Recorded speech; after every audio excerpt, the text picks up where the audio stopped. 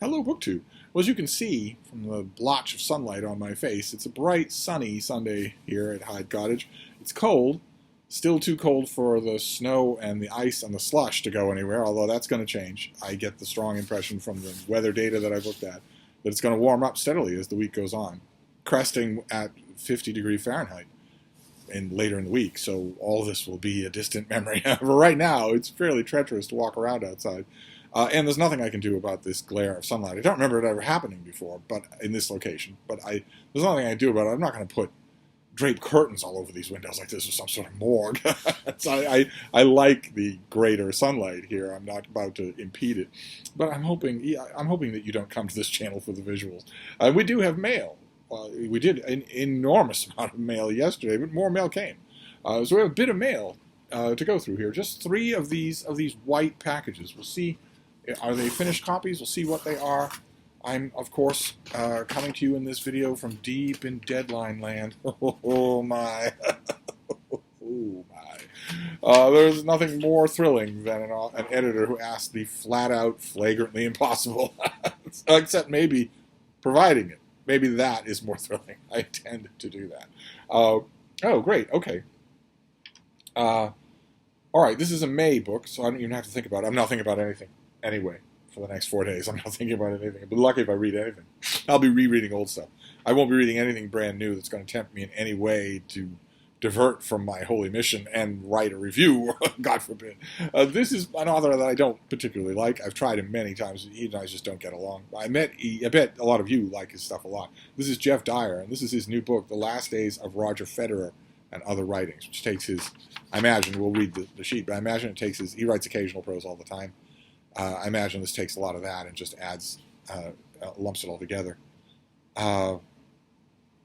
Title aside, this is not strictly a tennis book, or rather it is about tennis, but only as much as it's also about music, painting, writing, artistic inspiration, walking out of movies, and stealing shampoo from hotels. Okay, so you see what I mean.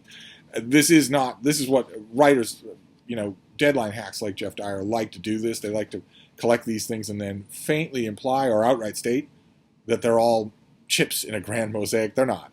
They're not. It's just, I've got an idea for a story. I can work it up for 3,000 words. I'd like this amount of money. What's a deadline that'll work for you?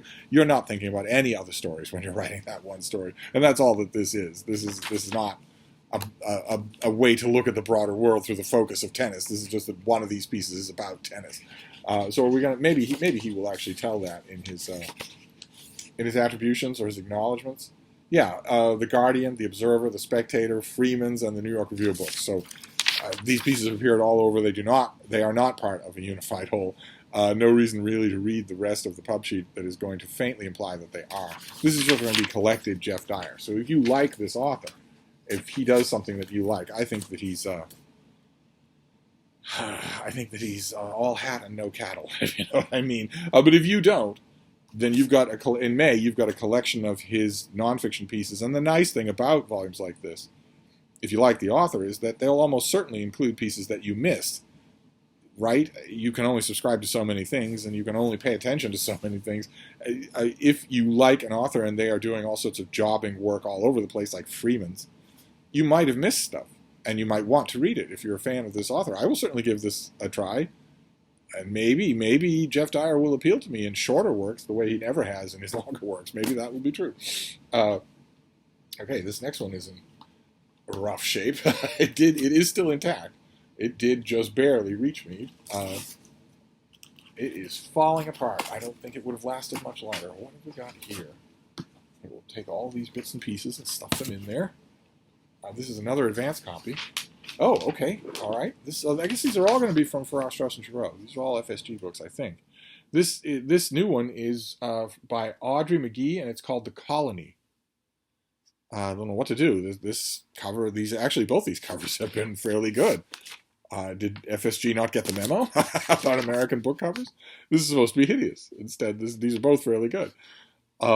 Let's see here. In this canny, challenging, and nevertheless engrossing book, readers are swept away to the rocky shores of a small, unnamed, seemingly idyllic island off the western coast of Ireland amidst the summer of 1979.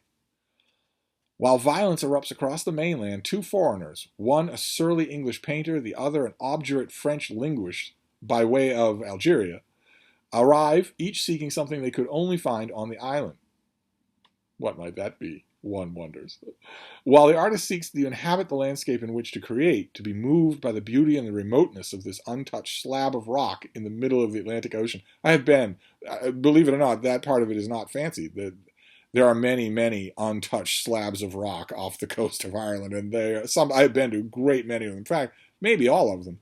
And some of them, the devil's own mischief to get there, and there's nothing there for you at all. There's no way for you to live. But they are unbelievably beautiful.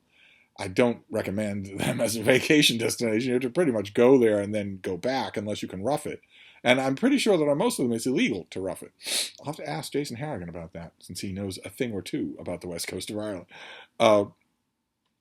Let's see here.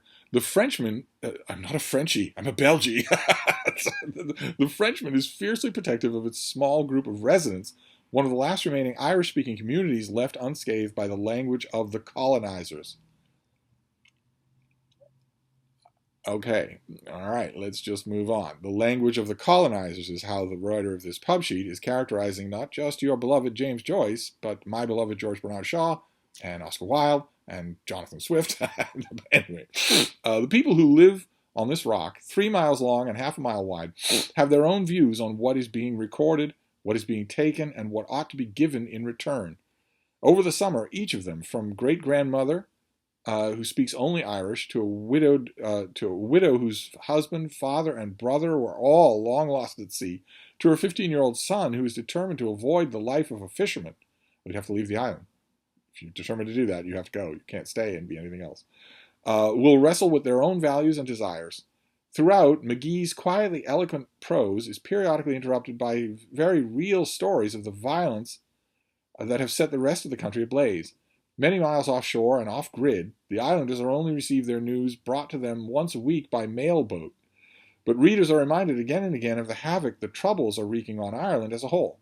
At once both a moving study of character and place and a far-reaching examination of colonialism, free will, and the inevitability of violence, the colony masterfully earns its place in the canon of great Irish literature. What is it with publicists making these claims? This is the second day in a row.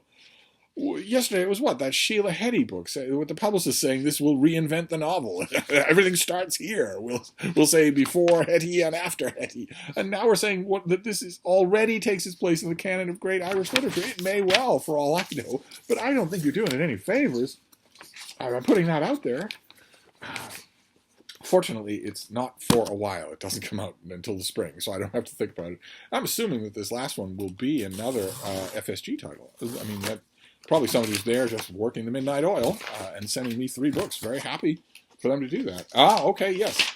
This is also FSG, and this is a finished copy of something that we've seen before by an author who was blurbed on the colony. This is The Fell by Sarah Moss in a finished copy. Unbelievably, we have 3 works, 3 modern works, all from the same publisher, all with pretty covers. What to do with my customary rants? I guess I'll rant them at Frida. She won't mind that.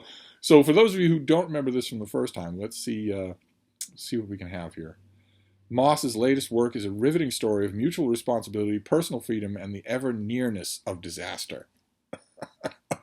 I don't know about mutual responsibility and personal freedom, but the ever-nearness of disaster is the lingering temptation you always have when you're 2 wines in to marry Deb.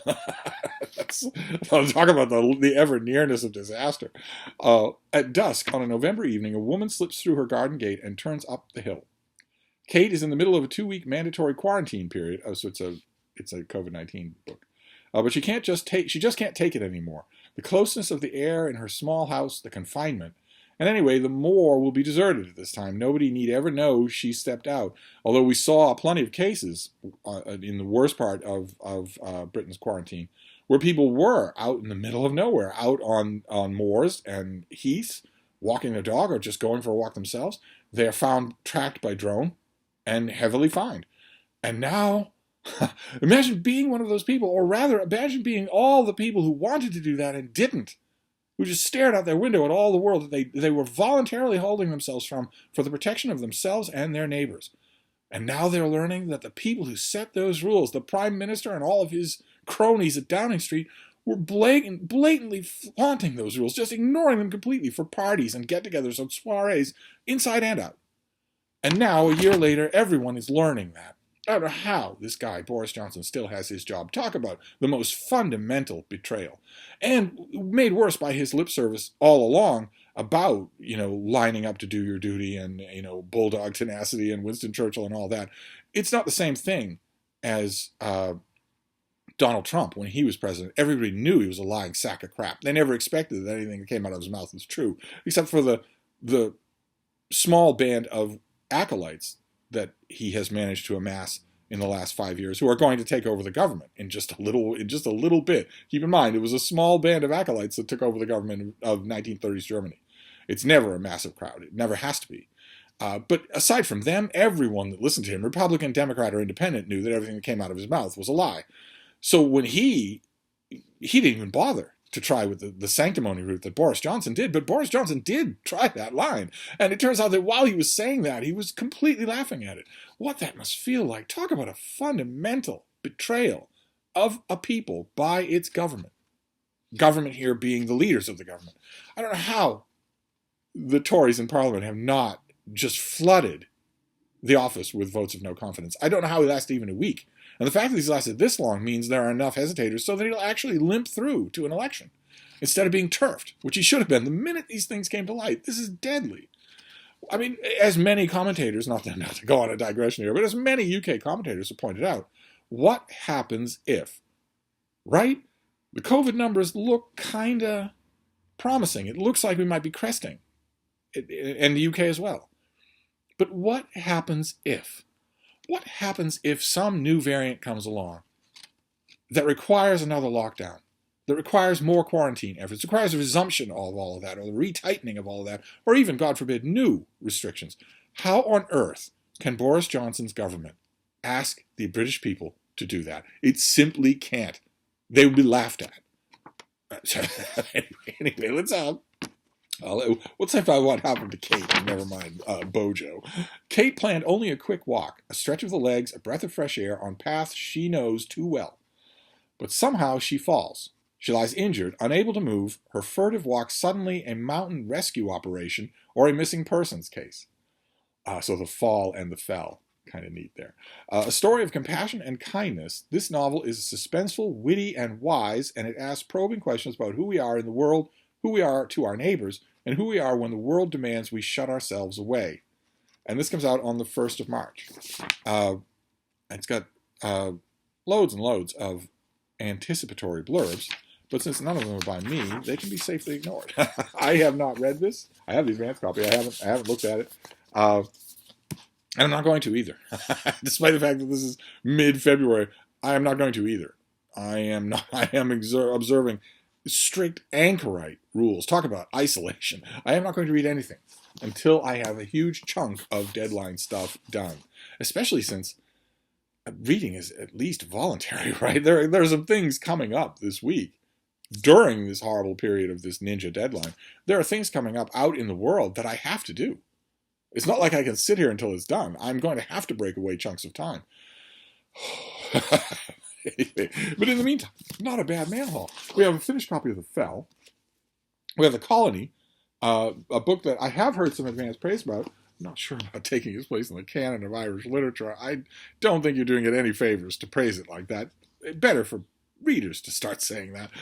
And The Last Days of Roger Federer, who is not sick, he's not dead, but you get it. It's the kind of title that you give to an occasional piece in Outside Magazine or Men's Journal if you want to goose attention right from the beginning, which is the vibe, to use the 21st century term for this author, that I most persistently get. That he's a lot about sizzle and a lot less about steak. But maybe this piece will prove me wrong. I will certainly read it, but I'm not going to read any of these today. No, sirree, Bob. Today is for writing, not reading. But I'm going to wrap this up. That is our unexpected Sunday mail haul. Mail will resume full swing tomorrow, I would assume. So I will see you then. Thank you, BookTube.